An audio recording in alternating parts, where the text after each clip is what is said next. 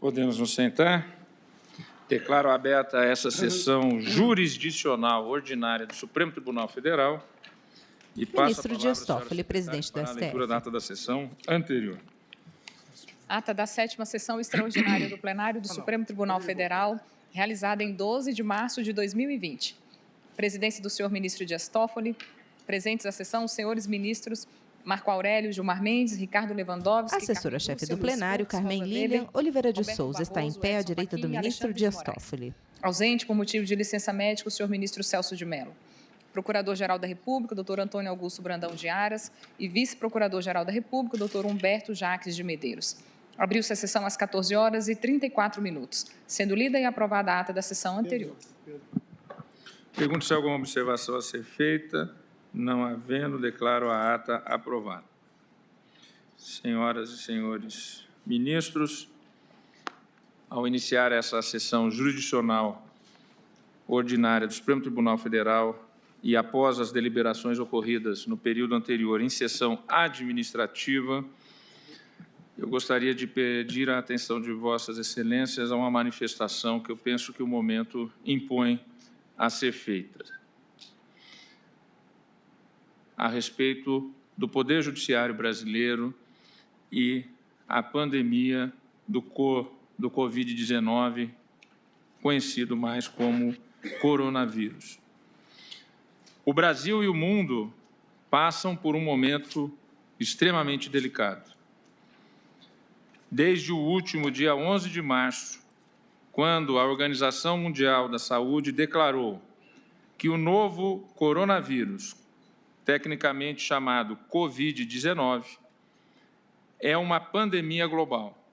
Governos de países do mundo todo atuam na formulação e na execução de medidas consistentes de proteção à saúde.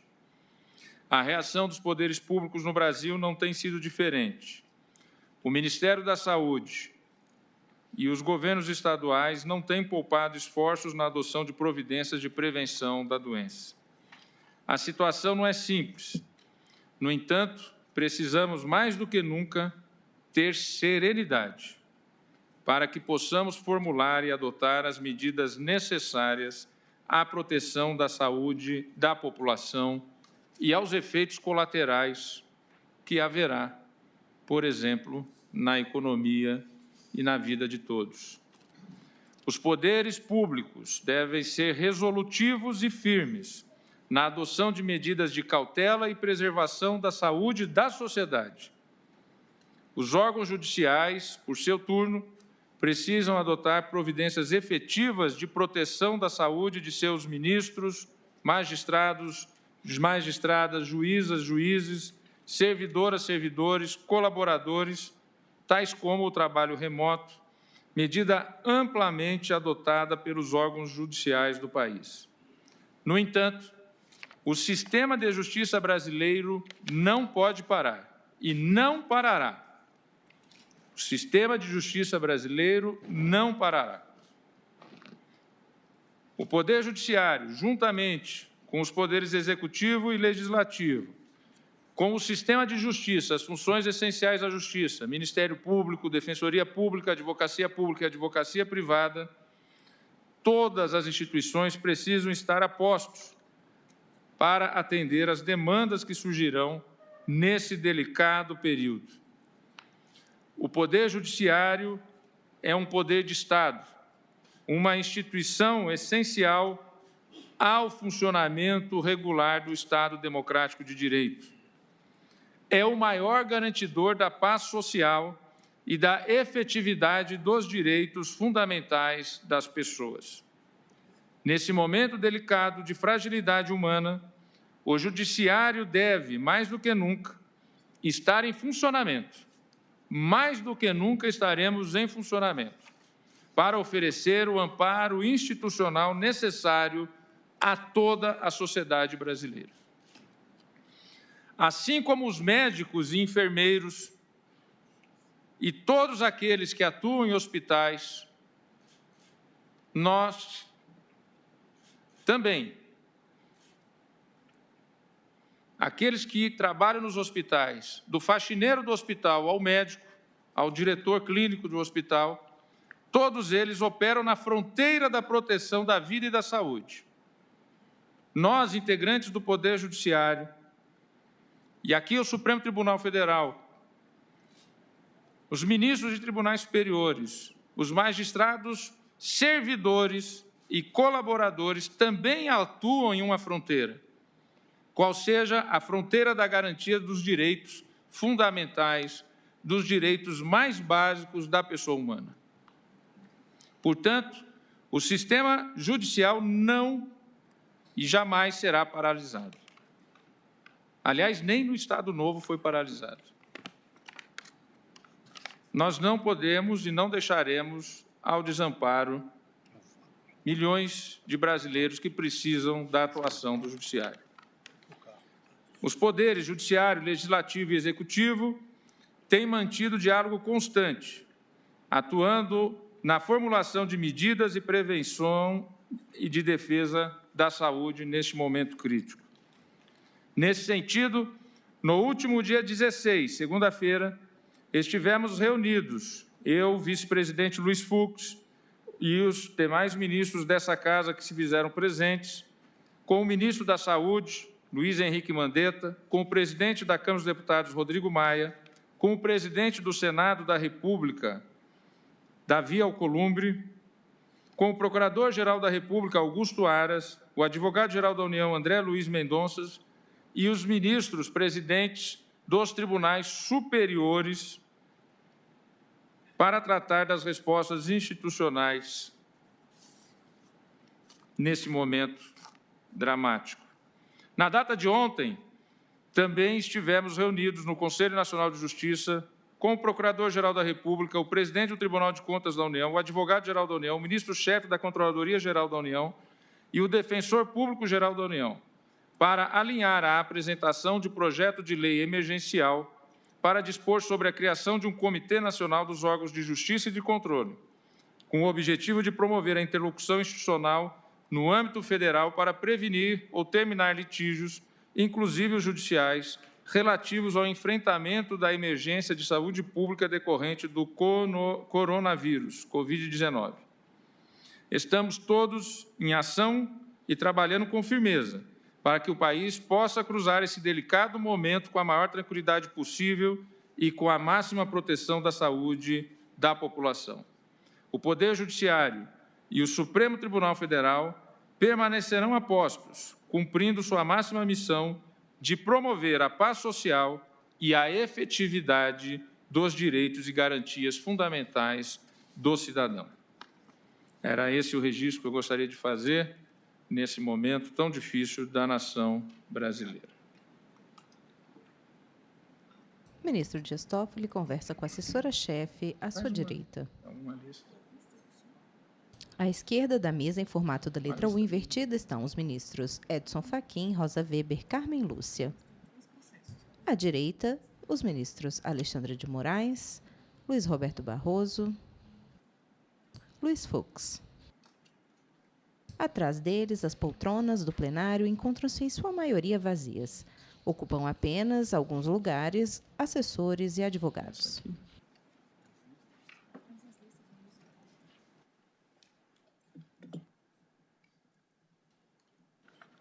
Os ministros aguardam o presidente Dias Toffoli.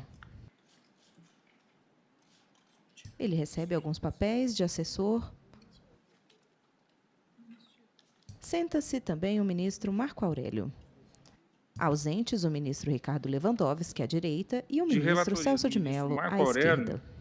Apregou para julgamento o referendo em tutela provisória incidental na arguição de descumprimento de preceito fundamental número 347, procedente do Distrito Federal, requerente Instituto de Defesa do Direito de Defesa, requerido União e várias procuradorias dos estados.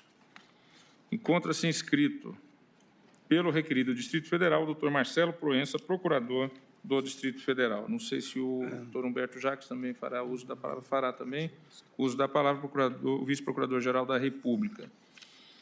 E passo, então, inicialmente a palavra ao ministro Marco Aurélio para o seu relatório. Presidente, o cabeçalho é um tanto quanto assustador, tendo em conta o número de requeridos e também de terceiros interessados. Mas a matéria, a meu ver, é muito simples. O Instituto de Defesa do Direito de Defesa, Tomás Bastos,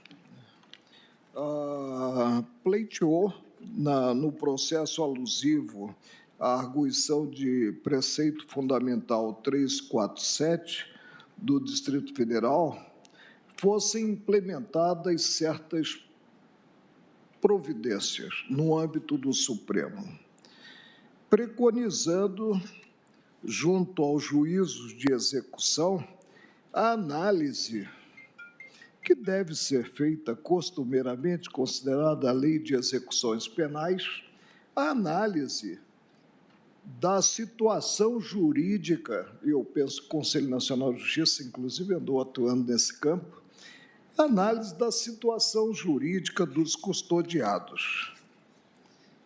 Então, presidente, o que temos realmente para deliberar em termos de pronunciamento individual por mim implementado? Em primeiro lugar, se o terceiro pode substituir-se ao próprio requerente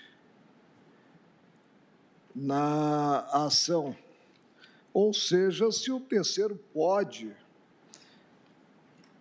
pedir, mesmo incidentalmente, algo diverso do que está, inclusive, no processo, consideradas as balizas objetivas.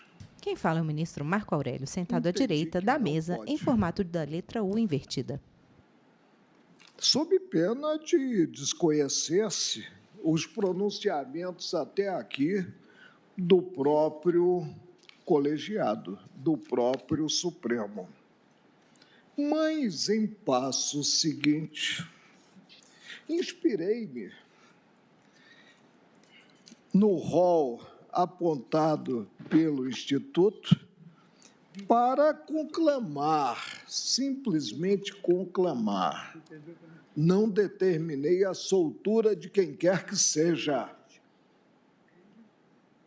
Diga-se isso porque, inclusive, o governador do Distrito Federal ficou assustado. Mas, ministro Marco Excelência, e imaginou que eu tivesse determinado a soltura de N detentos. Não fiz. Simplesmente assentei o óbvio, porque decorre do arcabouço normativo que os juízes de execução devem examinar constantemente a situação dos custodiados. Caso a caso. Caso a caso. E aí, qual foi o rol apresentado, né? E assim, em termos de sinalização, simples sinalização, para exame pelos órgãos judicantes competentes, que são, como eu disse, os juízos de execução. Exame, simples exame, presidente. Possibilidade de liberdade condicional a encarcerados com idade igual ou superior a 60 anos, nos termos do artigo 1º da Lei 10.741, de 2003. Possibilidade, simples possibilidade, será objeto de exame caso a caso pelo juízo competente. De regime domiciliar ao soro positivo para HIV, diabéticos, portadores de tuberculose, câncer, doenças respiratórias, cardíacas, imunodepressoras ou outras suscetíveis de agravamento a partir do contágio pelo Covid-19.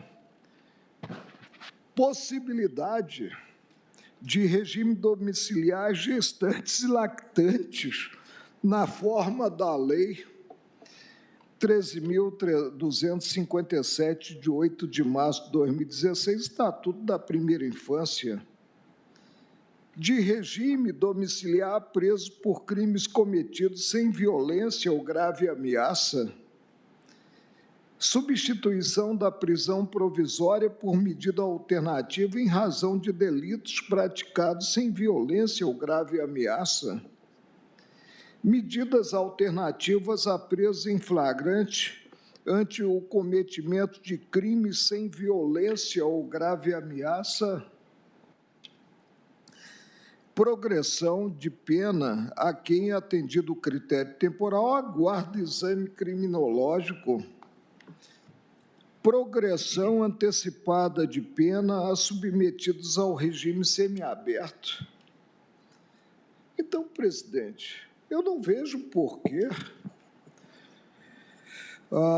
terem ficado estarrecidos com essa decisão. O ministro olha para os colegas à direita. O juiz proceda ao exame sob esses ângulos. Por isso é que eu trago a situação ao plenário, né, e proponho que haja o referendo do pronunciamento. Conclamei, foi o vocábulo utilizado, os juízes a procederem a exame para saber, caso a caso, se o que previsto no ordenamento jurídico seria adequado ou não à situação concreta. É como voto, presidente. Agradeço ao ministro. Só pela ordem, porque o ministro Marco Aurélio fez um É que haverá destaque. sustentações. Não, mas Vossa Excelência tem a precedência na eu fala. não sabia que tinha sustentação. Mas Vossa Excelência tem o direito de uso da palavra. Não, é que o ministro Marco Aurélio destacou no preliminar só, quando iniciou o voto. Quem fala é o ministro Luiz Fux. Não conta aqui a legitimidade do terceiro para requerer, porque a jurisprudência... Ministro Marco Aurélio. Nunca admitiu.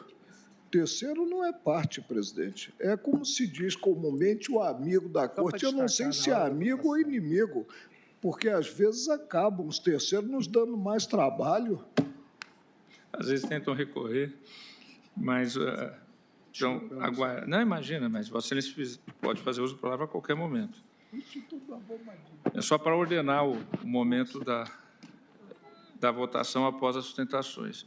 Como é um referendo, Ministro Dias já de Toffoli. conhecimento qual é a posição do ministro relator, que inclusive esclarece uma das preocupações do Distrito Federal, que era relativa a se isso era caso a caso ou se isso era uma ordem geral. E Sua Excelência acaba de esclarecer que jamais proferiu uma ordem geral, e muito pelo contrário. Eu pergunto se ainda assim o doutor Marcelo Proença fará uso da palavra. Pelo Distrito Federal, doutor Marcelo Proença, procurador do Distrito Federal.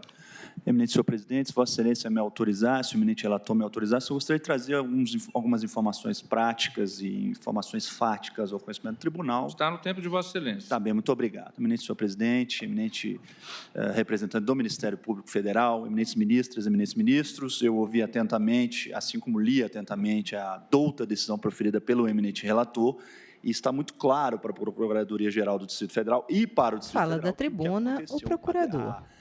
O conteúdo jurisdicional do Está em pé ao centro de frente para os ministros. Consiste numa conclamação aos magistrados do país a propósito do cumprimento do complexo normativo que rege as execuções penais, tanto no que se refere aos presos definitivos quanto aos presos provisórios. Inegavelmente, eminente sustentação oral, Marcelo Proença. Em sua integralidade aqui no plenário, a decisão causou alguma preocupação no âmbito do Distrito Federal, porque ainda que não haja claramente não haja uma determinação judicial específica de soltura de quem quer que seja, como muito claramente colocou Vossa Excelência, tanto na decisão que proferiu, quanto agora no voto que profere no plenário, O fato é que, no contexto atual que vive o país, no contexto atual que vive o Distrito Federal de combate a essa epidemia de Covid-19, gera preocupações qualquer decisão que se profira, qualquer medida jurisdicional que exista no país, especialmente vinda do Supremo Tribunal Federal. Eu, com todas as vênias, ouvi Vossa Excelência durante a sessão administrativa, quando Vossa Excelência teve a oportunidade de dizer que um suspiro, às vezes, no plenário do Supremo Tribunal Federal pode causar preocupação, quanto mais uma conclamação como aquela que advém da douta decisão que Vossa Excelência proferiu. Então, eu estou apenas vindo ao plenário trazer e informar ao plenário do Supremo Tribunal Federal algumas medidas que estão sendo adotadas no âmbito do Distrito Federal para que esse egrégio colegiado possa tomar uma decisão mais bem informada a propósito do referendo ou não da douta decisão proferida pelo eminente vice-decano do Supremo Tribunal Federal. E, excelências, neste momento é de conhecimento público, é de conhecimento de todos as graves e drásticas medidas que o governo do Distrito Federal tem adotado no combate a esta pandemia do coronavírus. E, paralelamente a esta circunstância, medidas específicas foram tomadas no sentido da proteção da população carcerária do Distrito Federal. É preciso dizer a Vossa Excelência que foi instituído um grupo de trabalho no âmbito do Distrito Federal, presidido por uma das magistradas da Vara de Execuções Penais, aqui do DF, no âmbito do qual várias medidas foram adotadas no sentido de instituir providências específicas de proteção sanitária aos integrantes, aos presos do Distrito Federal, tanto em caráter provisório quanto em caráter definitivo. E é preciso dizer, nessa perspectiva, que este grupo de trabalho já determinou a majoração dos trabalhos das unidades de saúde presente em todos os estabelecimentos prisionais do Distrito Federal. Este grupo de trabalho já suspendeu, como de resto aconteceu em todo o país, estão suspensas as visitas aos estabelecimentos prisionais do Distrito Federal. Está acontecendo, neste momento, a conclusão de um levantamento da população carcerária idosa do Distrito Federal para fins de verificação da necessidade de seu livramento ou não, dependendo das circunstâncias em que estejam inseridos. Está havendo um incremento das medidas de conscientização da população carcerária e dos servidores envolvidos no sistema prisional e também há um incremento drástico das medidas sanitárias no âmbito das prisões do Distrito Federal. Todas essas são medidas concretas adotadas recentemente sob o comando desse grupo de trabalho no âmbito das demais providências tomadas pelo governo do Distrito Federal a propósito dessa sensível questão de combate sanitário que se torna ainda mais grave na perspectiva de uma população hipossuficiente que é a população carcerária do Distrito Federal. O que acontece em função dessa situação, Excelência? Após a decisão proferida pelo eminente relator, salvo engano, na noite de ontem, houve um incremento exponencial dos pedidos de liberdade dirigidos à Vara de Execuções Penais do Distrito Federal. São centenas de pedidos. Eu tive notícia agora... Em pauta, referendo em tutela provisória incidental na DPF 347, requerente Instituto de Defesa do Direito de Defesa. Que muito claramente não determina a soltura de quem quer que seja. O problema é que é uma decisão emanada do Supremo Tribunal Federal em sede de controle normativo abstrato, Excelências, que, como diz muito bem o eminente relator, conclama os magistrados brasileiros, magistrados de primeiro grau do país inteiro, a atentarem para uma determinada situação e cumprirem o complexo normativo que rege a matéria. Contudo, a compreensão do alcance dessa decisão e a compreensão das consequências que advêm desse ato decisório podem assumir um relativo grau de complexidade na perspectiva desses magistrados, levando a uma situação de inadvertido cumprimento a uma determinação judicial que não existe, reconheça-se, não existe. Então, existe uma preocupação no âmbito do Distrito Federal com o alcance, com as repercussões deste ato decisório, dada agora, neste momento, o significativo número de pedidos que já foram dirigidos aos magistrados competentes no sentido do livramento de pessoas encarceradas na perspectiva desta decisão, desta douta decisão proferida pelo eminente ministro Marco Aurélio. Para além disso, é preciso dizer a Vossas Excelências que existe também uma preocupação, tanto da Secretaria de Saúde, quanto das próprias autoridades que regem e que gerem o sistema prisional do Distrito Federal, a propósito das condições de saúde que enfrentarão esses presos, caso venham a ser soltos, especialmente no Distrito Federal. Eu narrei a Vossas Excelências anteriormente as medidas específicas que têm sido adotadas pelo Distrito Federal no sentido de garantir à sua população carcerária condições dignas e, mais do que isso, uma proteção adequada numa situação de absoluta exceção e de grave crise sanitária.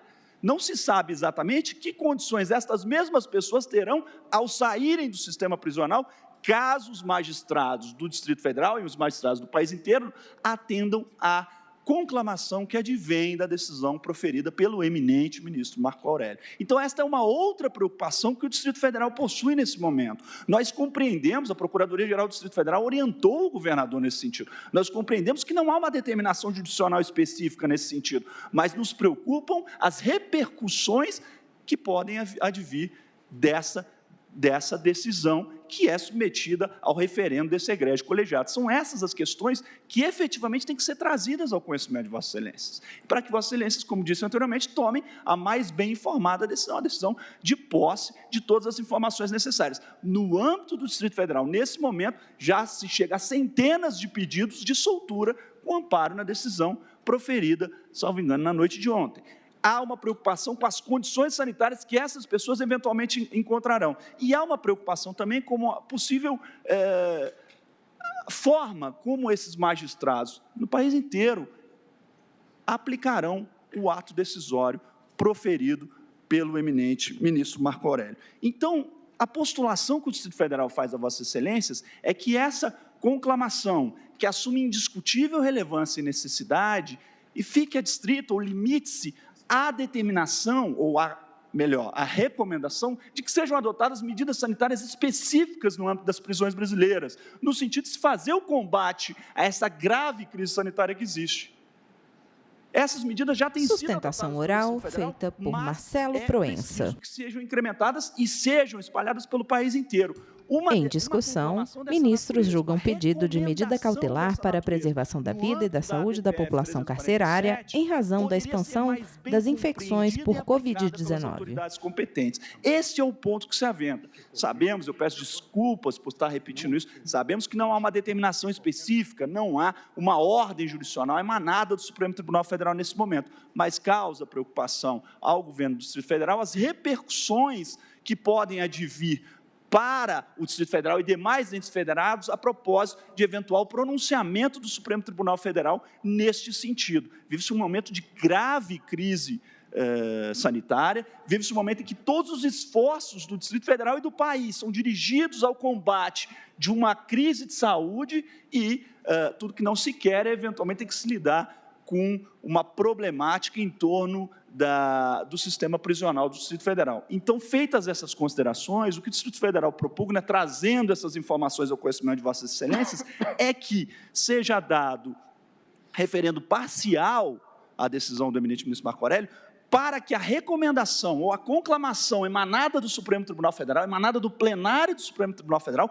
restrinja-se à adoção de medidas sanitárias específicas com o legítimo e muito necessário escopo de proteger-se a população carcerária do Distrito Federal e do país como um todo. São essas as considerações que eu levo ao conhecimento de Vossas Excelências e agradeço imensamente pelo tempo do plenário. Agradeço ao doutor Marcelo Proença, procurador do Distrito Federal. E antes de passar a palavra ao vice-procurador-geral da República, doutor Humberto Jacques, registrar, embora não seja a primeira vez que Vossa Excelência participa na bancada ao lado da presidência do Supremo, é a primeira vez que o faz como vice-procurador-geral da República. Eu, em particular, e todos os colegas que conhecem Vossa Excelência, seja na atuação que Vossa Excelência teve no Tribunal Superior Eleitoral, seja aqui e outras vezes, mas não na qualidade de vice, de subprocurador-geral em substituição ao exercício do Ministério do Procurador-Geral da República, de estar na bancada. Vossa Excelência sempre honrou o Ministério Público e Vossa Excelência sempre demonstrou a sua qualidade, a sua competência, a profundidade de análise, de tal sorte que, mais uma vez, eu que já tive a oportunidade de saudá-lo, quando iniciou o seu ofício no Tribunal Superior Eleitoral, inicialmente sem ser o vice-procurador-geral eleitoral, depois sendo o vice-procurador-geral eleitoral, agora tenho a honra e a alegria de saudá-lo no posto que atualmente ocupa, o honroso posto de vice-procurador-geral da República. Meus cumprimentos, doutor Humberto Jacques de Medeiros, vice-procurador-geral da República. Vossa Excelência tem a palavra e ficará registrado em ata essa saudação. Muito obrigado, senhor presidente. Humberto Jacques está sentado à esquerda, Fico ainda mais ao responsável lado do na ministro Dias manifestação Toffoli. Oral após essa generosa saudação. Se trata aqui, como já disse o relator, de uma conclamação a que magistrados observem alguns valores nas suas decisões. O Ministério Público gostaria de destacar alguns valores importantes que precisam estar nesta decisão se essa Corte entender que deve fazer uma conclamação. Esses julgamentos em tempos de epidemia e de pandemia devem ser, e por isso a sessão administrativa foi transmitida, devem ser pedagógicos e serenos para que os abalos que as pessoas tendem a sofrer pela incerteza e pela impotência do domínio sobre o presente próximo, sobre o futuro ali adiante, possa gerar instabilidades nas reações normais das pessoas. Primeiramente, o Ministério Público gostaria de destacar... Em pauta, ministros julgam pedido de medida cautelar para preservação da vida e da saúde da população carcerária em razão da expansão das infecções por Covid-19. Sobre a forma como deve se fazer. O que é isto? O que gostaríamos de dizer? Em primeiro lugar, em tempos de incerteza, é fundamental que tenhamos verdade. Então, sobre a epidemia, é importantíssimo que exista verdade que supre o espaço da incerteza. E um julgado não claro ou não preciso pode abalar as bases da veracidade do comportamento de todas as autoridades no percurso de uma epidemia. Em segundo lugar, o medo e o pânico. Medo, pânico e ira não podem presidir nenhum comportamento de nenhum agente de Estado na condução das decisões que devem ser tomadas no curso de um período diverso, como de uma epidemia. Significa dizer que toda ação estatal deve ser cuidadosa e responsável para que não se desequilibre o equilíbrio encontrado na mudança do estado fático das coisas para a condução de toda a sociedade num estágio de normalidade. Então, neste ponto de partida, o Ministério Público gostaria de exaltar que estamos vivendo um período onde o Estado tem feito a sua parte e espera e sabe que apenas o Estado não é suficiente e que todo cidadão individualmente também deve fazer uma cota de sacrifício, modificando os seus comportamentos e as suas posturas para que coletivamente passemos por essa onda de epidemia com menos gravidade do que os cenários possíveis. Ora, o que quer dizer o Ministério Público com isso é que a presunção de legitimidade dos atos administrativos numa temporada como essa deve ser lida com máxima atenção. É dizer, não se deve presumir incúria da administração pública, do Estado e das autoridades sanitárias em um período de epidemia. É uma presunção e pelos comportamentos que todos temos visto de todos os agentes públicos, essa presunção é confirmada pela realidade corrente e não se pode desacreditar estas autoridades. Significa dizer o quê? Significa dizer que a epidemia não necessariamente abalou todos os modos como estão justapostas as liberdades na nossa sociedade.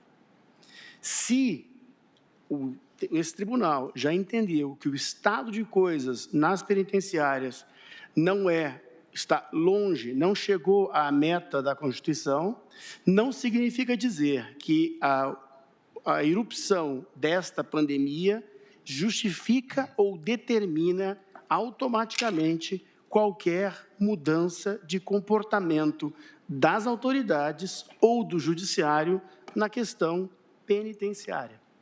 O equilíbrio que existe, todos os equilíbrios que estão postos, não devem ser imediatamente revistos no estado em que estamos. Ao contrário, o momento é de conservação dos comportamentos, conservação da prudência e modificação daquilo que é necessário que se modifique. E aí é onde o Ministério Público gostaria de destacar as proposições trazidas pelo peticionante são na contramão da lógica da epidemia. Ou seja, quando todos estão sendo instados a abrir mão da sua pleníssima liberdade de ir e vir, recolhendo-se ao recesso de seus lares, circulando o mínimo possível, a pretensão sinalizada pelo peticionante é de dar-se liberdade à população carcerária. Não tenho a menor antipatia ou preconceito com a população carcerária, porque, afinal de contas, o Ministério Público só pode pedir condenações porque zela pela dignidade dessas pessoas do cárcere.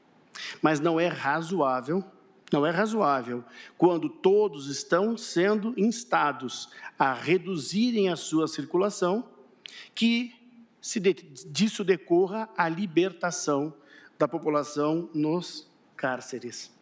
Entenda-se que a diminuição da circulação das pessoas não se deve ao risco pessoal que cada indivíduo tem ao circular, mas se deve à meta de que, com menos circulação de pessoas, o vírus se propague em menor velocidade. O vetor é o vetor da inércia e não o vetor do máximo movimentação humana. Digo isso para não parecer apenas um postulado jurídico, mas que a experiência italiana na corrente epidemia foi exatamente a política adotada, como narra na tribuna, o governo do Distrito Federal. O sistema de saúde italiano suspendeu as visitas aos presidiários, mas não libertou presidiários.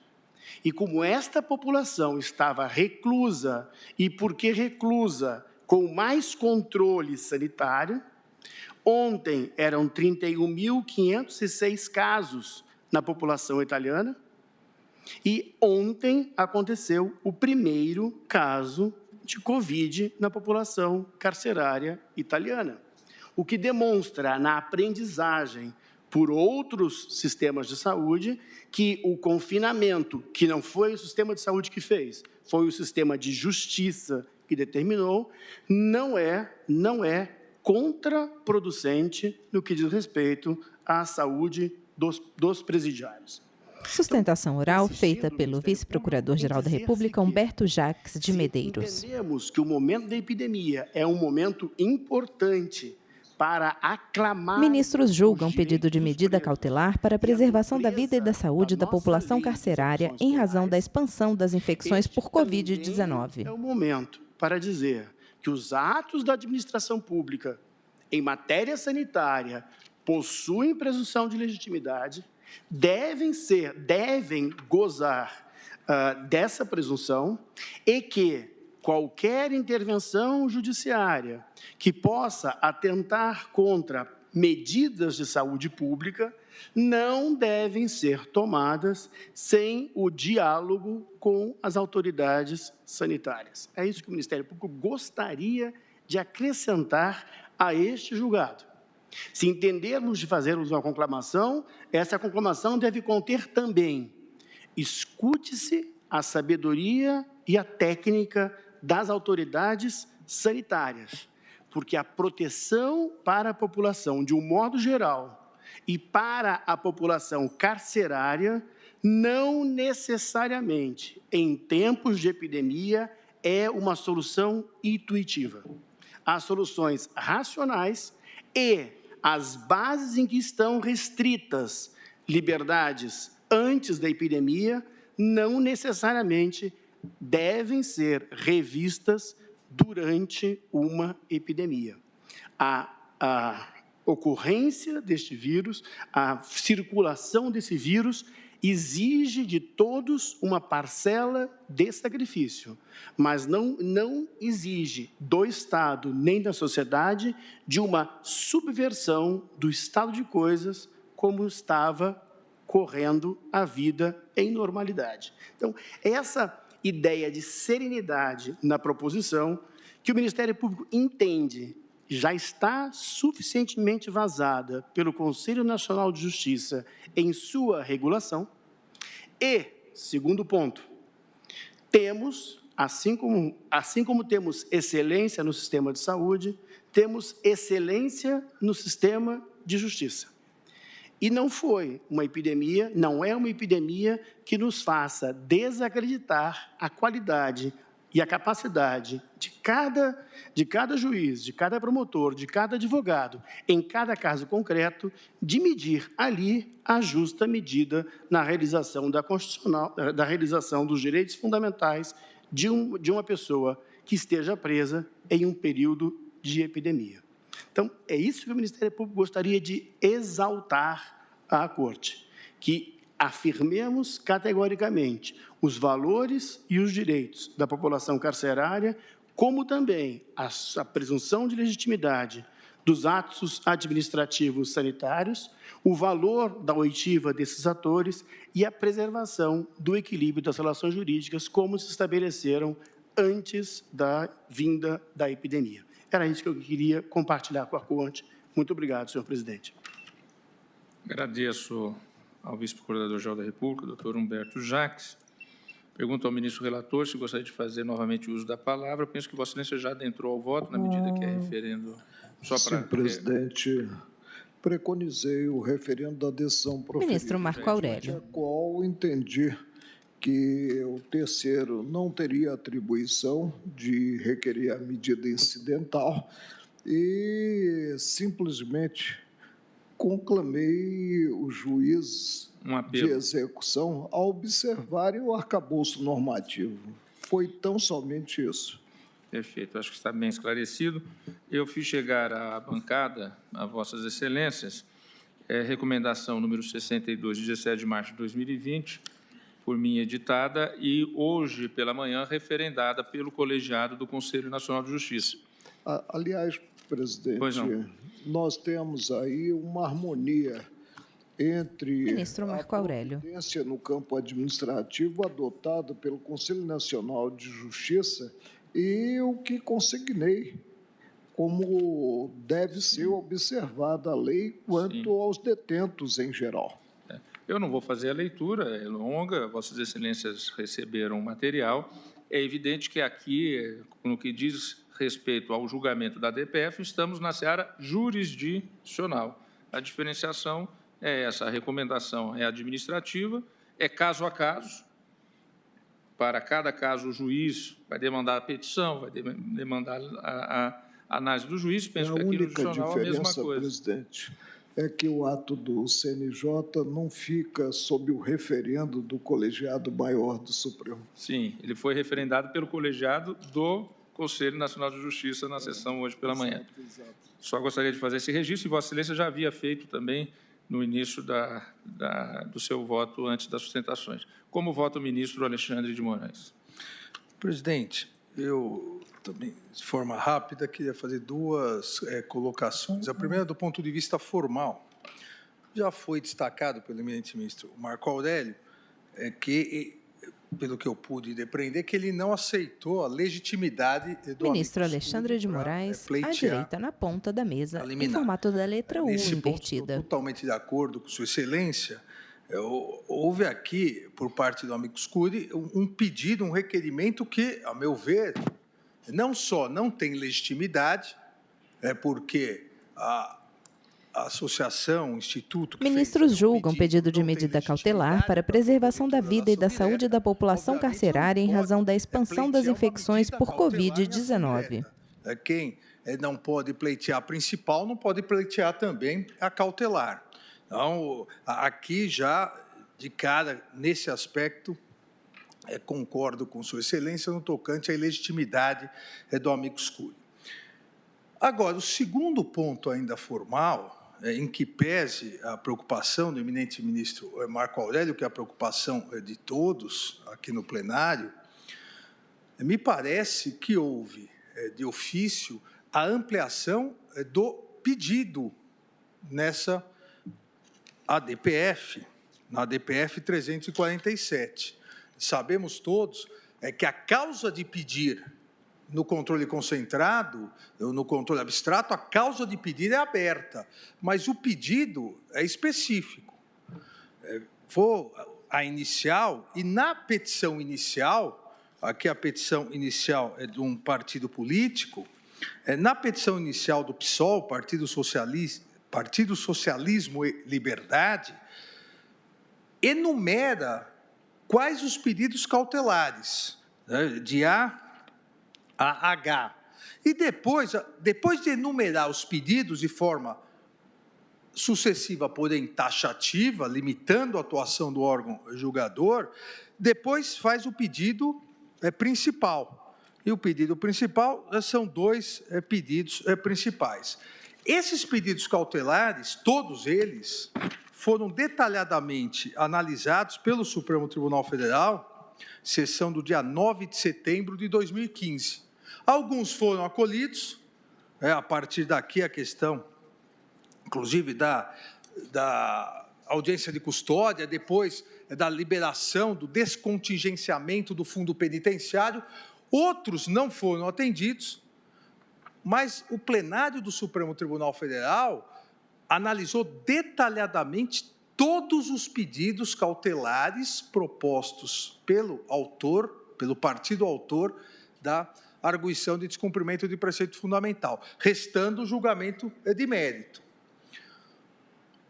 Olha, dos pedidos analisados, sejam os que foram aceitos, sejam os que não foram, os que foram indeferidos, não constava nenhum pedido ligado ao que nós estamos tratando agora. O Supremo Tribunal Federal, na fundamentação da sua decisão, inclusive foi uma das causas de pedir do requerente, falava do Estado inconstitucional, obviamente. Mas volto aqui a dizer, nós não podemos, a meu ver, permitir que uma determinada DPF possa solucionar todos os problemas. Então, amanhã vem um outro pedido. Olha, agora, na verdade, houve uma depredação da penitenciária X, então, cautelarmente, precisamos soltar todos os presidiários dessa penitenciária. Veja, há outros mecanismos para isso, mas não ampliação do pedido, e aqui seria uma ampliação do pedido cautelar, já detalhadamente analisado pelo plenário do Supremo Tribunal Federal em 2015. Então, nesse primeiro momento, entendo que não é possível essa ampliação de ofício, uma vez que o próprio eminente ministro relator afastou a legitimidade, como também concordo, do amicus curiae. Aqui houve uma ampliação do pedido cautelar e a concessão de ofício de algo que já havia sido detalhadamente analisado pelo plenário do Supremo em 2015. Veja, obviamente, o pedido lá atrás não imaginava que isso fosse ocorrer. Sai aqui da necessidade de se observar o pedido. Uma das grandes limitações do controle, uma das grandes e poucas limitações do controle concentrado, do controle abstrato, é a Corte Suprema, um tribunal constitucional, pelo menos ficar adstrito ao pedido. Essa é uma das grandes limitações no mundo todo. Ministros julgam pedido de medida cautelar para a preservação da vida e da saúde da população carcerária em razão da expansão das infecções por Covid-19. Vota o ministro Alexandre de Moraes. Me parece aqui que houve essa ampliação. Da mesma forma, agora, do ponto de vista material, e volto a dizer, em que pese a preocupação de todos em relação à situação do Covid-19 nas penitenciárias, o que há na medida cautelar, ao conclamar o juiz de execuções, na verdade, acaba sendo uma determinação para que se realize, eu diria aqui, uma mega operação do juiz de execução para analisar detalhadamente, num único momento, todas essas possibilidades. Ou seja, não se aguardar caso a caso, como a resolução do Conselho Nacional de Justiça assim determinou. Então, há, ao meu ver, formalmente o problema da ampliação do pedido e há uma determinação expressa, não, obviamente, bem ressaltou o eminente ministro relator, não para que se solte todo mundo, mas há uma determinação para que se faça uma espécie de mutirão com os quesitos, mas fora do objeto da arguição de descumprimento de preceito fundamental. Então, eu peço todas as vênias ao eminente ministro Marco Aurélio, mas, em virtude dessas considerações, eu voto pelo não referendo da medida concedida.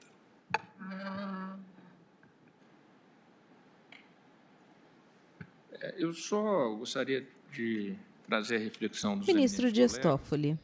que as recomendações do Conselho Nacional de Justiça são de âmbito administrativo. Se a leitura que pode vir de um julgamento neste momento de não referendar muito do que tem de similar na decisão do ministro Marco Aurélio pode levar à leitura de que as recomendações do CNJ não seriam compatíveis ou não seriam, no momento de liminar, compatíveis com aquilo que ela recomenda. Só uma reflexão, sim, porque nós sabemos que as leituras são feitas, sim, mas em que pese, por 18 mil juízes, 13 mil membros do Ministério Público. Sim, mas em que pese, nós não estamos analisando a recomendação do CNJ. Ministro Alexandre de Moraes. Nós estamos analisando, ao meu ver, com todo o respeito, nós estamos analisando uma medida cautelar concedida de ofício ampliando um pedido que não foi feito pelo autor. Então, essa questão. Essa questão é importante. Sem prejuízo da regulamentação. E uma determinação do imediato mutirão. É absolutamente diverso do que o CNJ fez, e não está sendo analisado, de que caso a caso seja analisado. Vossa Excelência me permite, não determinei coisa alguma, muito menos mutirão. Agora, presidente, na verdade, quer dizer, se nós fôssemos seguir a linha que o ministro Luiz Fux, à direita. A hipótese seria de extinção sem resolução de nada dessa questão, porque foi veiculado por quem não tinha legitimidade. E isso desaparece e sobrevive à resolução. Agora, fazer essa imprecação de resolução com resíduo da cautelar, isso vai gerar exatamente essa incerteza que o eminente procurador aqui a essa altura. Não referendar significa dar certeza de que o que existe é a resolução do CNJ. Como vota o ministro Luiz Edson Fachin? Senhor presidente, e eminentes pares, eminente ministro relator, ministro Marco Aurélio, entendo que, diante dos votos já trazidos à colação, a declaração de voto que trago, vou juntar e apenas explicitarei que eu estou ministro Edson Fachin, à esquerda, na ponta da mesa. Relator no que tange ao não conhecimento do pedido. Portanto, estou aqui adotando o que já assentei na ação direta de inconstitucionalidade 5600, apreciada neste tribunal em 2016, e tendo em vista a natureza jurídica da intervenção. Ministros julgam pedido de medida cautelar para a preservação da vida e da saúde da população carcerária em razão da expansão das infecções por Covid-19. Conhecimento que, aliás, está na primeira parte da decisão de Sua Excelência, o eminente ministro relator. Se superada estas circunstâncias e adentrarmos, por assim dizer, ao que poderíamos chamar de mérito daquilo que advém da decisão que está sendo objeto de apreciação para fins de referendo, aqui eu peço todas as eminentes ministros relator e vou acompanhar a divergência. Eis que critérios legais parece-me coisa distinta da priorização dos critérios legais.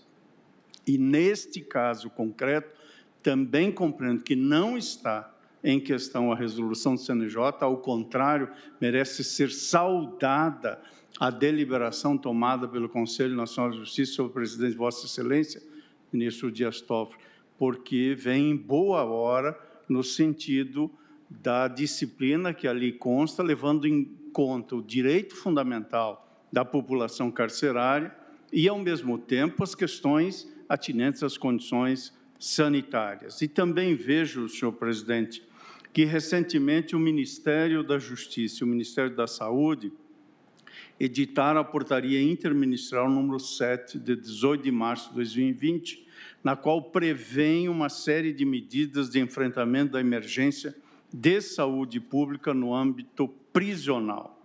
À luz das indicações acolhidas já pelo Ministério da Justiça, pelo Ministério da Saúde, parece-me evidente, com todas as vênias, ser inadequado fixar critérios de priorização dos critérios legais, o que corresponde a limitar as medidas que devam ser tomadas em relação à população carcerária. O pedido assim formulado, nada obstante a iniciativa louvável do partido político requerente de pôr em questão esta matéria e também do eminente ministro relator de trazê-la à colação à luz do calendário que Vossa Excelência fez incluir para o dia de hoje, o referendo, mas o pedido, em meu modo de ver, desconsidera recomendações relevantes que dizem respeito não apenas aos critérios ali indicados, mas sim às condições de salubridade mínimas do sistema carcerário, que, aliás, já foram reconhecidos no julgamento da DPF, que entendeu pela existência de estado de coisas inconstitucional. Não se leva em conta, por exemplo, a necessidade de se apartarem os presos que, mesmo não se encaixando nas condições do pedido proposto pelo amicus nesse incidente, apresentem sintomas dessa grave patogenia, dessa grave doença por conta do vírus que estamos a tratar das suas sequelas. Não se prescreve qualquer recomendação de se manter a distância mínima entre os presos. Não se estabelece procedimentos de cuidados específicos aos servidores da área de saúde que são responsáveis pelos cuidados da população carcerária. Esses também devem ser destinatários das preocupações. Não há nenhuma orientação em relação à necessidade de substituição eventual dos agentes penitenciários que foram diagnosticados com a doença. É verdade que nada disso diminui, nem pode retirar direitos de quem está preso à luz da garantia que se tem como fundamental de obter um tratamento prisional digno. Mas isso não significa que a gestão do sistema prisional deva priorizar com critérios específicos determinados delitos ou condenados por certas práticas delituosas. Na inicial, a indicação contida nas 3 primeiras alíneas do pedido final colhe critérios objetivos e, ao meu ver, com acerto. Faixa etária, portadores de doenças atestadas e que são potencialmente as maiores vítimas do vírus, bem como, com legitimidade e justiça, as gestantes e lactantes. Volta o ministro Edson Fachin. Todas as demais hipóteses, da linha D a H, contemplam critérios que, a rigor, não estão explicitados na inicial desse pedido. Entendo que o Judiciário não tem atribuição constitucional para conceder uma forma típica de indulto, nem deve, tout court, substituir os gestores de políticas públicas. Entendo ainda que vem em boa hora o ato conjunto do Ministério da Justiça e da Saúde. Aos juízes de varas criminais ou de execuções de pena, cabe auxílio indispensável no que tange ao exame das condições individuais das pessoas presas. Eventuais medidas liberatórias devem se dar à luz de condições específicas das unidades prisionais a serem cuidadosamente avaliadas caso a caso, pelo juiz da respectiva execução. Portanto, senhor presidente, assim concluo, acompanho o eminente ministro relator no que assenta o não conhecimento do pedido e avançando para o exame do que pode se chamar, aí, nesse caso, de matéria de fundo, peço todas as vênias de sua excelência para acompanhar a divergência, negando o referendo à exortação dirigida ao juiz. Agradeço ao ministro Luiz Edson Fachin. Ministro Luiz Roberto Barroso. Presidente, eu cumprimento o eminente relator pelas preocupações humanistas que são louváveis. Qual é a hipótese aqui?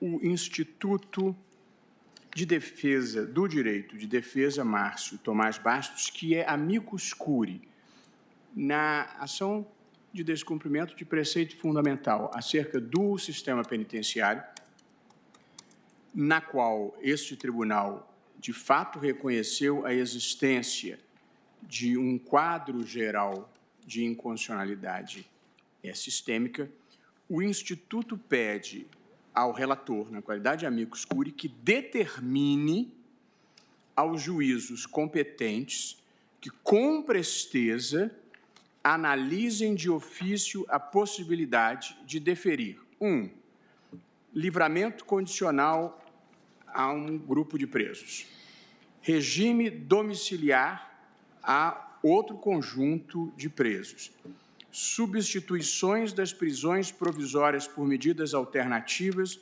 a outro conjunto de presos, progressão de pena, mesmo sem exame criminológico, a um conjunto de presos, e progressão antecipada da pena. Esse é o pedido formulado na demanda. Vota o ministro Luiz Roberto Barroso. À direita. Tem o seguinte teor, na parte relevante. De imediato, conclamo os juízes da execução a analisarem, ante a pandemia que chega ao país, as providências sugeridas, contando com o necessário apoio dos tribunais de justiça e regionais federais. Eis as medidas processuais a serem com urgência maior examinadas. E aí vem o conjunto de medidas requeridas pelo Instituto. Evidentemente, trata-se de uma decisão judicial. O ministro Marco Aurélio determina aos juízes que examinem. Portanto, há uma determinação, senão não seria uma decisão judicial. Portanto, aqui há um conteúdo evidentemente decisório. Tanto há que nós estamos aqui apreciando a ratificação ou não desse conteúdo decisório. Se não houvesse... Referendo em tutela provisória incidental na DPF 347, requerente Instituto de Defesa do Direito de Defesa. Acompanho na parte relacionada ao não conhecimento, mas considero que esta providência refoge ao âmbito já demarcado na arguição de descumprimento de preceito fundamental. De fora parte, os aspectos que considero igualmente relevantes, que são os seguintes: já existe portaria interministerial do Ministério da Saúde e do Ministério da Justiça, portaria interministerial número 7, de 18 de março de 2020, estabelecendo medidas de enfrentamento da emergência de saúde pública no sistema prisional. Portanto, o ministro da Saúde e o ministro da Justiça já atuaram relativamente a essa matéria específica. Já há uma detalhada, minuciosa recomendação do Conselho Nacional de Justiça, recomendação número 62, de 17 de março de 2020, quanto à adoção de medidas preventivas à propagação da infecção pelo novo coronavírus Covid-19 no âmbito do sistema jurídico penal e socioeducativo. Portanto, o Conselho Nacional de Justiça, que inclusive tem um departamento específico de monitoramento do sistema penitenciário, já disciplinou a matéria e isso não está em questão. Evidentemente, não posso... Ministro Luiz Roberto, é muito importante esse registro dos colegas que, a Ministro partir do Dias Toffoli. Alexandre de Moraes, não referendam as proposições as conclamações feitas pelo ministro relator, para não parecer, numa eventual leitura, foi essa a intervenção que eu fiz quando o ministro Alexandre votava, porque poder-se-ia dar que, ao não referendar isso, qualquer medida administrativa que não fosse compatível com isso seria... Em nenhuma hipótese, pelo contrário. Por isso que é importante esse destaque que Vossa Excelência faz. Pelo contrário, eu acho que o Conselho, evidentemente, não vou entrar no mérito, até porque isso pode ser questionado aqui, mas acho que, em boa hora, o Conselho Nacional de Justiça cuidou de intervir nessa matéria com linhas gerais, num conjunto amplo e relevante de proposições que tive a oportunidade de ler, dirigidas... Quem vota é o ministro Luiz Roberto Barroso. Juízes das varas de execução, juízes cíveis, inclusive, nos casos de prisão por não pagamento de pensão alimentícia. É uma recomendação extremamente detalhada e minuciosa e relevante. E justamente, presidente, porque já existe isso, tanto há uma portaria interministerial e há um conjunto de recomendações do Conselho Nacional de Justiça. Há uma informação que considero muito relevante, provida pela Advocacia Geral da União no seu memorial, de que não há, até o momento, qualquer caso de contaminação por coronavírus no sistema penitenciário.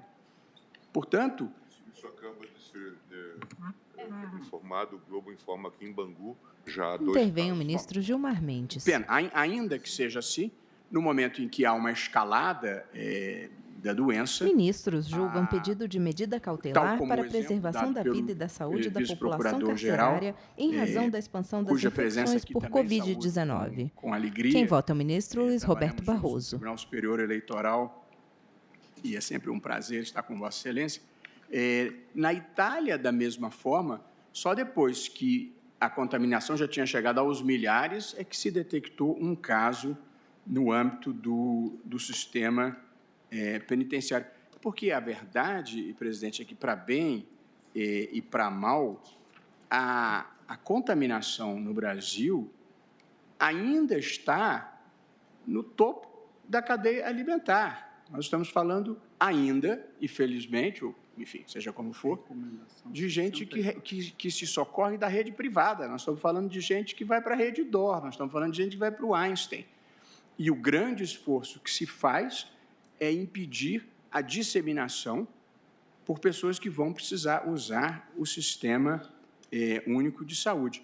E como observado igualmente pela Advocacia Geral da União, a liberação em massa de pessoas não testadas, ainda mais se já tiver ocorrido a incidência no sistema penitenciário, oferecerá um imenso risco sanitário de pessoas não testadas sendo liberadas. Portanto, eu acho que numa situação de pandemia, a cadeia de comando deve ser bem definida.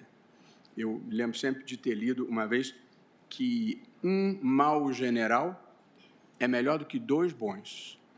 Portanto, há situações em que você tem que ter um comando único, uma diretriz, e acho que ela deve ser focada no Ministério da Saúde e, quando necessário, em harmonia com o Ministério da Justiça, salvo, evidentemente, se surgirem situações de violações de direitos fundamentais que o Judiciário se sinta compelido a atuar. Portanto, eu aceito a solução processual oferecida pelo ministro Alexandre de Moraes de que, na verdade, esta cautelar refoge ao âmbito do pedido, mas mesmo que eu entendesse que pudesse haver um provimento de ofício, eu tampouco o ratificaria por entender que, neste momento e nas atuais circunstâncias, o Supremo Tribunal Federal não deve atuar. Aliás, o ministro Luiz Fux chamava a atenção um pouco mais cedo e o ministro da Saúde havia abordado esse ponto na reunião que teve conosco na segunda-feira, dos riscos da judicialização do enfrentamento da pandemia. Se cada juiz determinar uma internação, um teste ou uma providência numa situação de pandemia, o sistema vai ficar completamente desestruturado. Portanto, eu acho que, em princípio, nós vivemos uma situação em que a mínima judicialização, a menor judicialização possível, fará melhor para o sistema do que a intervenção. É por essas razões, e pedindo todas as vênias ao ministro Marco Aurélio, e entendendo a sua bem lançada decisão, eu, todavia, não a estou ratificando, presidente. Agradeço ao ministro Luiz Roberto Barroso, ministra Rosa Weber, como voto. Senhor presidente, nós estamos no âmbito da jurisdição, ou seja, como já ficou expressamente registrado, a partir do voto do eminente relator, numa ação de descumprimento de preceito fundamental, ou seja, uma ação de controle concentrado. Vota a ministra Rosa Weber, à esquerda da mesa, em formato da letra U invertida. Ingressou com pedido de tutela incidental, um pedido de liminar, objetivando as medidas que também já foram enumeradas. O eminente relator, no seu voto, nega seguimento ao pedido, à falta de legitimidade da causa ativa do requerente, do amicus curiae, na linha da jurisprudência da Corte. A negativa de seguimento, ela, na verdade, significa uma extinção do processo sem resolução do mérito. Eu acompanho integralmente o eminente relator quando extingue o processo sem resolução do mérito. Vossa Excelência, me permite? Pois não. Ministro Marco Aurélio. O processo alusivo à DPF, ele continuará. Eu apenas entendi que não seria o terceiro interessado parte legítima para requerer a providência incidental. Certo. Que talvez... Parece, ministro, se me permite, a mim me parece que...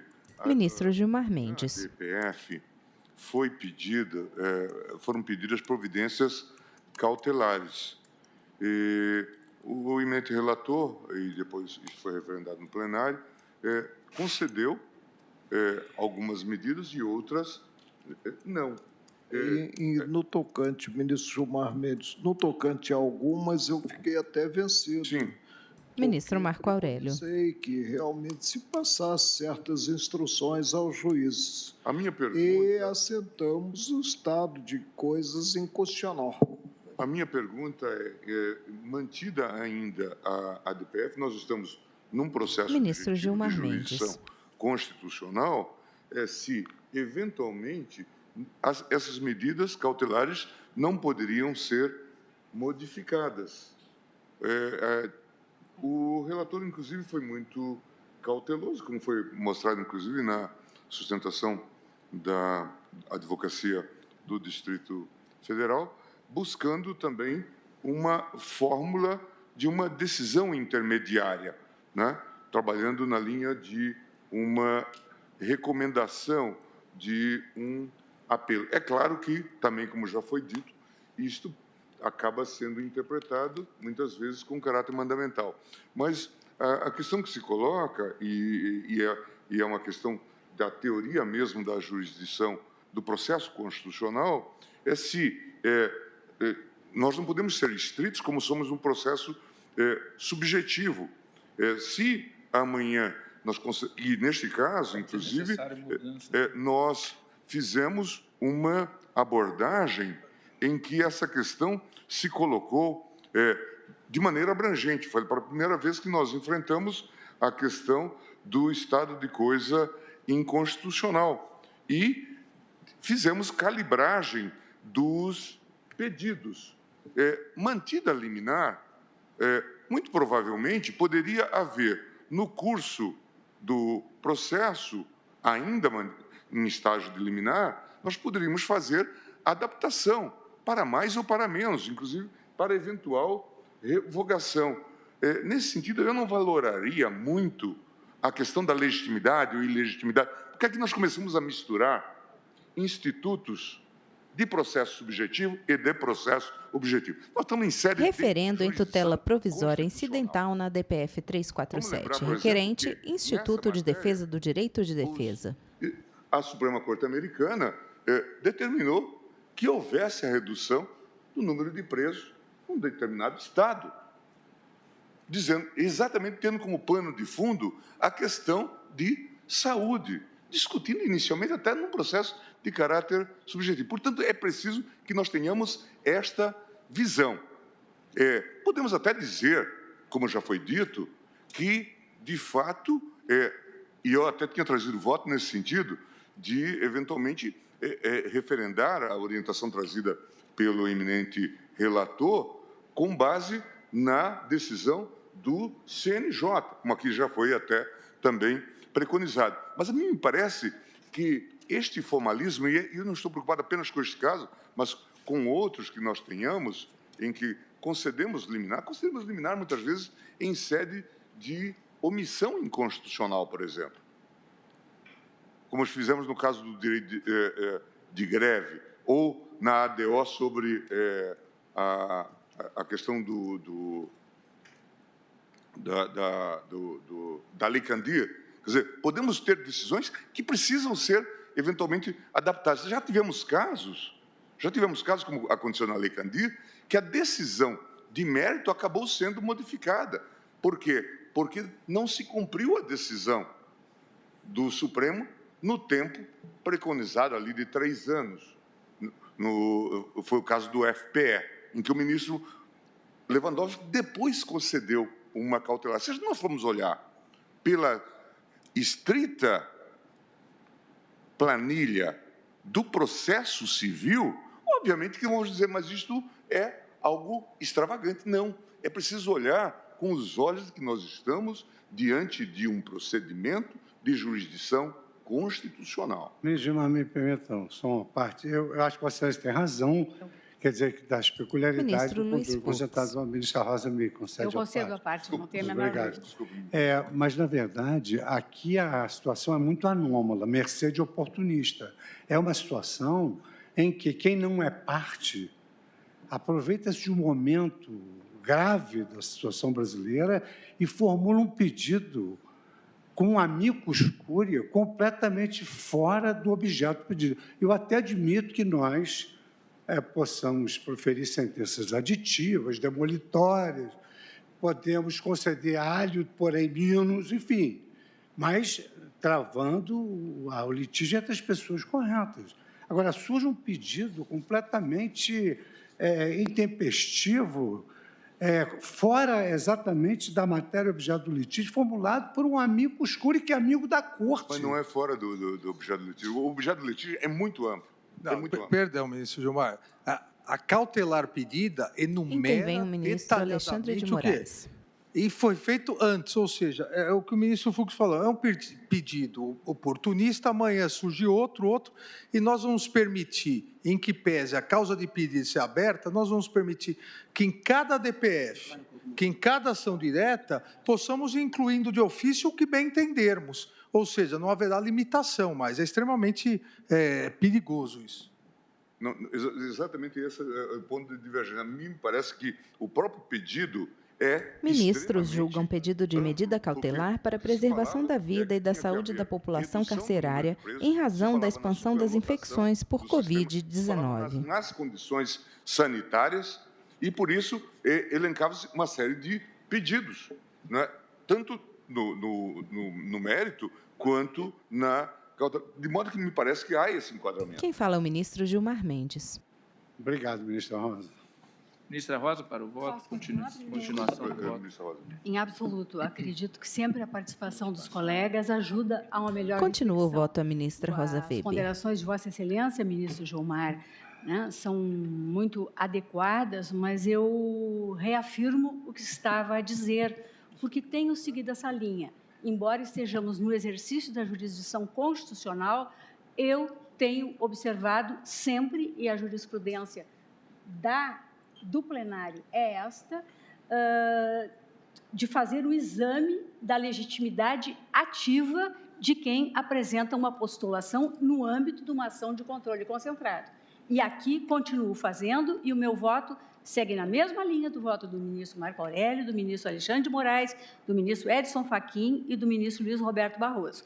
Eu não reconheço a requerente legitimidade ativa para formular a pretensão, por mais pertinente que a pretensão possa ser, porque se eu assim entender, neste caso, eu vou me sentir obrigada, em outras ADPFs, a apreciar pedidos que venham formulados por outras associações, por terceiros, e eu, pelo menos no atual momento da minha reflexão jurídica, não me sinto ainda em condições de dar este passo.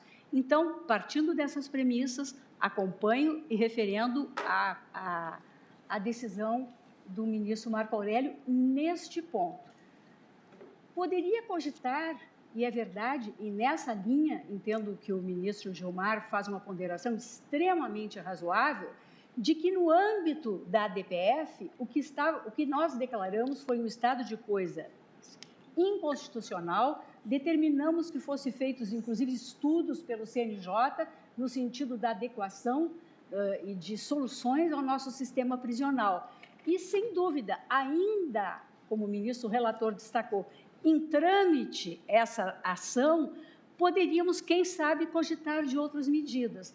Mas aí, nesse ponto, eu peço vênia ao eminente relator para acompanhar os colegas que abriram, o ministro Alexandre de Moraes, que abriu a divergência, e os colegas outros que me antecederam, a compreensão de que não há uma omissão que me leve, com todo o respeito, de ofício, a adotar essas providências, porque o CNJ e o Ministério da Justiça e da Segurança e da Saúde, numa portaria interministerial, os dois ministérios, portaria interministerial 135, e o CNJ, Conselho Nacional de Justiça, na sua recomendação 62, já, a meu juízo, adotaram essas providências e fizeram orientações, recomendações nesta linha. Sem prejuízo, quem sabe, de mais adiante, né, a matéria poder ser apreciada por outro ângulo ou noutra linha. Eu compreendo que o eminente relator tenha feito uma exortação, uma conclamação, mas eu li do voto de Sua Excelência, gentilmente aqui, que me chegou, que Sua Excelência diz que entende necessário que o plenário se manifeste nessa linha. Então, eu não daria esse passo por entender que o terreno ele já foi preenchido adequadamente, pelo menos até esse momento. Então, com todo o respeito e pedindo toda a vênia ao eminente ministro Marco Aurélio, neste segundo ponto, eu acompanho a divergência. Agradeço a ministra Rosa Weber. Como voto o ministro Luiz Fux. Senhor presidente, eu também gostaria de destacar, em primeiro lugar, que o ministro Marco Aurélio foi claríssimo ao indicar a ilegitimidade ativa de causa. Ministro Luiz Fux, vice-presidente do STF, à direita. No sentido da fungibilidade que deve nortear as decisões do controle concentrado, e aí pode-se bastante, mas não pode-se tudo. Como, por exemplo, um terceiro, que é amigo da Corte, fazer o papel exatamente contrário à Corte, ou seja, trazer para nós aqui um problema cuja intervenção do Judiciário tem custos morais imprevisíveis e absolutamente incalculáveis. Agora, o que eu verifiquei, para ser prático, tendo em vista que os colegas já expuseram os seus pontos de vista, inclusive sobre essa questão extrapetita, o que me chamou a atenção foi que, realmente, o procurador do Distrito Federal ele chama a atenção de que a interpretação dessa decisão pode ser muito gravosa. Então, no meu modo de ver, talvez, eu nem vou pedir vênia, porque é a posição do ministro Marco Aurélio. Eu acho que a melhor solução seria não referendo, porque extinguir sem mérito, as pessoas talvez não entendam. Então, não referendar, acompanhar essa dicção que foi utilizada originariamente, né? Concede a Claro. minha parte, agradeço antecipadamente, ministro Fux, só para dizer que a minha Ministra referência Rosa anterior, Weber. a extinção sem resolução do mérito do processo, eu disse, equivale a, porque, óbvio, a extinção sem resolução do mérito, a meu juízo, foi do pedido formulado, ou seja, na minha compreensão, se eu entendo que o requerente não tem legitimidade, eu já sequer dou o passo seguinte. Então, eu extingo sem resolução do mérito, leia-se, interprete-se, do pedido deduzido. Então, Vossa Excelência entende Presidente. que equivale ao não referendo? Sem querer polemizar, E é presidente, só no não referendo. Pois não, ministro relator. extinção é do processo. Ministro Marco Aurélio. E o processo em si Não está é uma DPF que está tramitando e continuará, a meu ver, tramitando, a não ser que o colegiado queira extingui-la e poupar-me até um trabalho maior, né, na condução desse processo. E quanto a ele processo, nós já assentamos, quando apreciamos o pedido de implemento de medida cauteladora, ser o requerente dele processo, que é um partido político, parte legítima.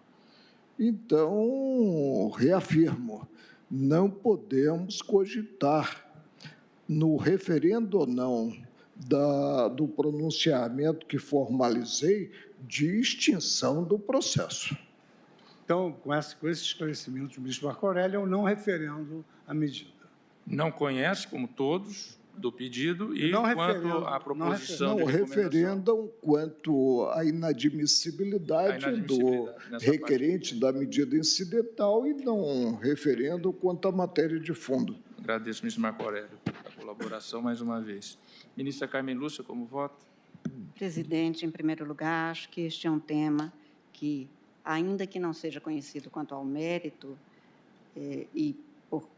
exatamente pelo aspecto formal, teve Vota a ministra Carmen Lúcia. Recomendação 62 do Conselho Nacional de Justiça, uma das demonstrações do Estado brasileiro da importância, relevância e preocupação prioritária que há de se ter neste momento de crise, exatamente com a questão dos que estão nas prisões, no sistema prisional brasileiro, que já foi declarado aqui em estado de coisas. Ministros julgam pedido de medida cautelar para preservação da vida e da saúde da população carcerária, em razão da expansão das infecções por Covid-19. Da falta de condições, da falta de tratamento, e tudo isso é de preocupação, acho que comum, e o ministro da Saúde, ao fazer a exposição que já foi aqui mencionada tantas vezes na tarde de hoje, na reunião de segunda-feira, deixou claro isso, que havia duas preocupações dele. Uma era exatamente a do sistema prisional, porque ela requer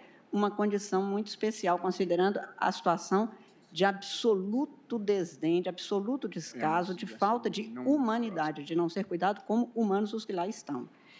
A despeito dessa preocupação, tenho certeza ser de todos daqui e de outros lugares, como já foi posto, e que levou o Conselho Nacional de Justiça a exarar a recomendação 62, acho que encontra eco em todas as pessoas que tenham compromissos humanos no Brasil, muito mais nós que temos os compromissos constitucionais. E acho que, por isso, Vossa Excelência, como presidente do Conselho Nacional de Justiça, ao exarar as considerandas daquela recomendação 62, deixa claro que a recomendação aos tribunais e magistrados da adoção de medidas preventivas à propagação da infecção pelo novo coronavírus no sistema de justiça penal e socioeducativo e nos demais, também acentuando a necessidade de estabelecer os procedimentos e regras para fins de prevenção à infecção e à propagação do novo coronavírus, particularmente em espaços de confinamento, para reduzir os riscos epidemiológicos, enfim, tudo que foi dito aqui, e que está expresso, formal,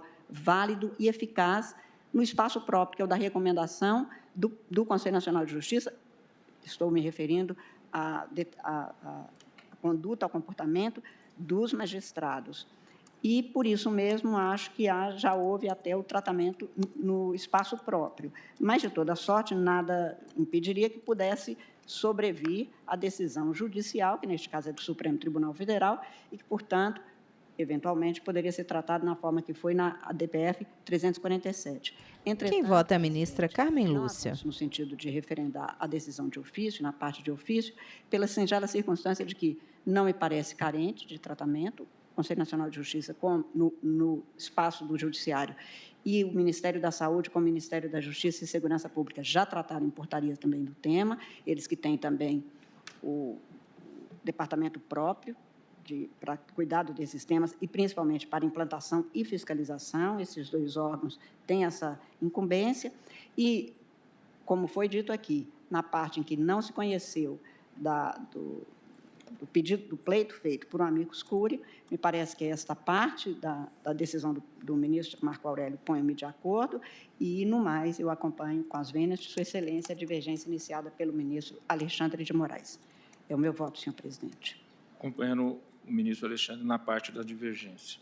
Ministro Gilmar Mendes. Presidente, como já me manifestei, eu vou pedir vênia à maioria que se forma para ir na linha do referendo à decisão do ministro Marco Aurélio, que sequer é... Ministro Gilmar Mendes, à esquerda, ao lado da ministra Carmen Lúcia. Usando uma técnica de jurisdição constitucional, uma recomendação. Nós podemos discutir qual é o significado desta decisão, porque é uma decisão emanada de Corte Constitucional, mas nós sabemos... Vossa Excelência, me permite? Por favor. É interessantíssimo Ministro Marco Aurélio. a incongruência que surge. O Conselho Nacional de Justiça, que é um órgão administrativo, pode fazer recomendação, mas o Supremo não pode. Ministros julgam pedido de medida cautelar para a preservação da vida e da saúde da população carcerária em razão da expansão das infecções por Covid-19. De decisão das Cortes Constitucionais, talvez chame muita atenção uma utilizada pela Corte Constitucional alemã, a chamada decisão de apelo ou Appellentscheidung, que é uma decisão que diz que uma dada situação é ainda constitucional. E aí se pergunta, normalmente, o que significa uma decisão ainda constitucional? Qual é a diferença entre uma decisão ainda constitucional vis-à-vis a uma decisão que diz a lei é constitucional? E a resposta que a doutrina e a jurisprudência dão para isto é de que aqui se tem um obter dictum, uma expressão que não integra a ratio decidendi, uma coisa dita de passagem, mas que tem significação jurídico-política. Nós vimos, e eu falei sobre isto, os vários casos da Suprema Corte Americana, que há muito inventou, a pretexto de um processo de feição subjetiva, um processo de feição objetiva. Tanto é que se fala abertamente nos Estados Unidos na existência, em verdade, de um controle abstrato de normas. E veja que, neste caso, que eu já citei, Brown versus Plata... Vota o ministro Gilmar Mendes. O que se determina, ao fim e ao cabo, ao Estado da Califórnia? E tendo como pano de fundo exatamente o estado sanitário, não é, das prisões, que o sistema penitenciário da Califórnia contava, naquele momento, com 156 mil presos, porém com capacidade de recebimento de apenas 80 mil detentos. Por esse motivo, o tribunal local determinou que o estado da Califórnia reduzisse os números da população carcerária para o percentual de 137,5% da capacidade prevista em 2 anos, com a liberação de 46 mil presos por crimes menos graves e que não afetem a segurança pública. Portanto, ministros julgam pedido de medida cautelar para a preservação da vida e da saúde da população carcerária em razão da expansão das infecções por Covid-19. A própria ADPF, que era um pedido de declaração do estado de coisa inconstitucional. Para ser cumprida a Constituição, no que prevê que o preso tem direito à integridade física e moral, tendo em conta a superpopulação carcerária. E todas essas questões foram discutidas, inclusive as más condições dos presídios, as más condições sanitárias nos presídios e tudo o mais. O pedido genérico estava feito, tanto é que houve medidas que foram deferidas em maior ou menor extensão, em convergência ou divergência com o relator. Eu volto à minha argumentação anterior. Não poderia o relator dar uma medida diversa em sede de cautelar, como admite a própria teoria das cautelares em processo normal, na própria teoria do processo civil? Imagino que sim. De modo que, a mim me parece que eu superaria essa questão. Até, na verdade, me permitiria discutir aqui o papel do amicus curiae no processo constitucional, especialmente nos processos objetivos. Nos processos subjetivos, é notório que os amici curiae ampliam, de certa forma, o objeto do debate. E isto acaba por ocorrer. Nós, é claro que fizemos um tipo de amarração, mas é notório. Por exemplo, nós hoje admitimos o amicus curiae no processo subjetivo. Eu mesmo, recentemente, nós discutimos isso, a STA 175, nós discutíamos ali processos de feição subjetiva. Não obstante, nós ampliamos, e fui eu, inclusive, que fiz a audiência pública, para discutir toda a temática que estava ali envolvida, tanto quanto os olhos podiam alcançar naquele momento. Referendo em tutela provisória incidental na DPF 347, requerente Instituto de Defesa do Direito de Defesa. Vota o ministro Gilmar Mendes. Travamos. Mas veja, a partir daí nós assumimos que o caso é um pretexto, que nós estamos discutindo a questão numa feição mais abrangente. E a repercussão geral hoje legitima isto. Então, é preciso ver com esses olhos e, de fato, me parece que devemos, até mesmo daqui a pouco, rever essa questão sobre o que significa a participação do amicus curiae. Que ele traz novos fundamentos, nenhuma dúvida. Que ele possa explicitar pedidos, eventualmente implícitos, também eu acho que ninguém discute. De modo que eu nem iria entrar nessa questão, e já estou até confortável, presidente, porque todos os que estão votando nesse sentido estão reconhecendo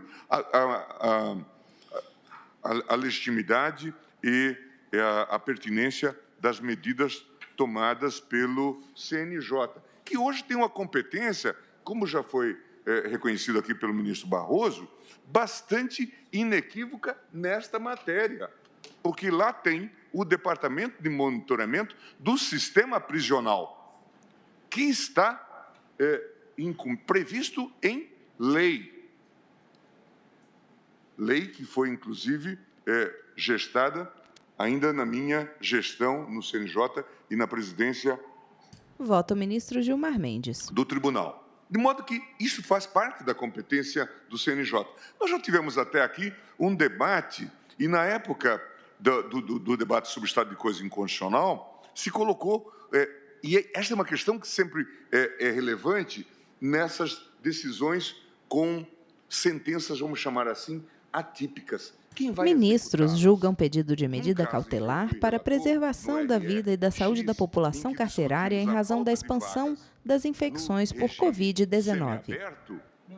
Nós discutimos a competência do CNJ para eventualmente executar as nossas ordens, no sentido de fazer toda uma classificação do número de presos, porque até então não tínhamos uma estatística, um número de presos, e para saber quem era candidato a evoluir para o novo regime. E isto foi determinado pelo tribunal para que o CNJ assim cumprisse. Então, a mim me parece que essas questões precisam ser colocadas, porque esses temas voltarão a ser discutidos. Eu gostaria de cumprimentar também a honestidade do relator, a honestidade intelectual, que, tendo tomado uma decisão atípica, entendeu que, como a matéria envolvia um processo de caráter objetivo, a trouxe para o debate no plenário. Estou subscrevendo as... Excelência, me permite, e a formalizei ontem na residência, que eu considero um prolongamento do Supremo às 22h30, mas ministro Marco Aurélio trazê-la ao colegiado. E eu trazia, inclusive, voto, presidente, no sentido de determinar que todos os órgãos do Poder Judiciário brasileiro adotassem as medidas e critérios indicados na Recomendação 62, de 17 de março de 2020, do Conselho Nacional de Justiça. Portanto, peço vênia às divergências manifestadas para encaminhar o voto no sentido do relator. Agradeço ao ministro Gilmar Mendes. Eu fico aqui quase numa disjuntiva, porque Ministro Dias Toffoli. a maior parte das recomendações do Conselho Nacional de Justiça caberiam no conjunto da decisão do ministro Marco Aurélio. A minha preocupação é o sinal do meu voto, como já disseram anteriormente. Nesse sentido, a minha vocação era de votar acompanhando o relator, no sentido de placitar aquilo que o Conselho Nacional de Justiça já recomendou. Ou seja, seria o voto no sentido de a tutela ser dada no sentido dessa placitação. Mas se eu o fizer assim e ficar vencido, passará a imagem de que aquela recomendação teria sido objeto de análise pelo Supremo Tribunal Federal. Como todos os votos que na parte divergente manifestaram-se no sentido de não estar entrando e adentrando nos termos das resoluções, mas saudaram a resolução, tal qual saudaram os atos do ministro da Saúde em conjunto com o ministro de Estado da Justiça e da Segurança Pública, eu, então, vou nessa linha, pedindo a compreensão dos dois colegas a quem eu tenderia a acompanhar, ministro Marco Aurélio e ministro Gilmar Mendes. Mas, para não ficar uma interpretação equivocada, eu, então, adiro à posição da maioria e, assim, conclamo, já que o verbo está colocado, conclamo o eminente ministro Alexandre de Moraes, que, pelo resultado, ficará redator para o acordo, para destacar exatamente esse aspecto de que a resolução ela não foi tratada e, portanto, a resolução do CNJ não foi objeto, algo assim no sentido dos obter dicta que foram aqui proferidos.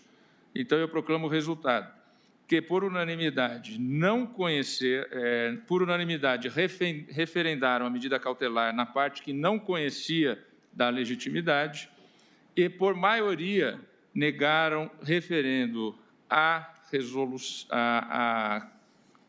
medida cautelar. E eu poderia proclamar, pergunta à maioria formada, com observações, algo assim? Não? Pergunto. E não referendada a medida cautelar, por maioria, vencidos o ministro relator, nessa parte, e o ministro Gilmar Mendes.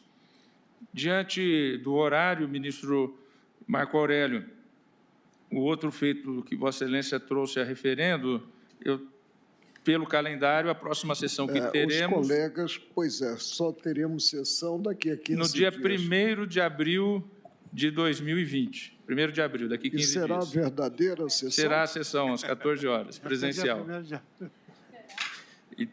Agora, presidente, como os colegas... Sim, agora entendi a picardia. Será verdadeira. Presidente, como os colegas tiveram acesso ao Ministro Marco Aurélio. Envolvido na espécie, que é um ato de Vossa Excelência, eu talvez possa ler só a ementa. Mas tem 2 inscrições para sustentação. Ou seja, nós levaríamos... eu tenho um compromisso, inclusive, institucional externo, que estão me aguardando no Palácio do Planalto. Eu teria que... O ministro Dias Toffoli olha para o colega ministro Marco Aurélio. Sem prejuízo da atuação do relator. Sem prejuízo da atuação do relator.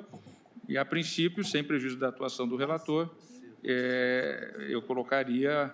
Com a atuação do relator ou sem a atuação do relator, eu colocaria dia 1º de abril. Um possível ato eu traria ao referendo de qualquer forma. Aquele ato que for virá o dia 1º de abril. No dia 1º, a referendo já fica, então, a secretaria colegiado. Registrada para ser o primeiro item de pauta do dia. Mas não preciso dizer. Entendido. Peço, então, aos senhores advogados a compreensão, dado o horário e os debates que tivemos hoje, anunciam a todos que a próxima sessão plenária deste Supremo Tribunal Federal, tendo em vista o que foi decidido na sessão administrativa da parte inicial da tarde será realizada no dia 1º de abril, às 14 horas. E, durante a próxima semana, vamos realocar as agendas. Apenas para confirmar, presidente, as turmas também não se reunirão na próxima semana. Exatamente, foi isso que foi decidido na parte inicial da tarde, na sessão administrativa, e também coordenado entre a presidência da Corte com as respectivas presidentes das turmas, ministra Rosa Weber, presidente da primeira turma, ministra Carmen Lúcia, presidente da segunda turma. Agradecendo a presença de todos, declaro encerrada a presente sessão. Ao fundo, parede de mármore clara. Bandeira do Brasil à esquerda, brasão ao centro, crucifixo à direita. O ministro Dias Toffoli levanta-se e dirige-se à saída. No caminho, conversa com o ministro Marco Aurélio.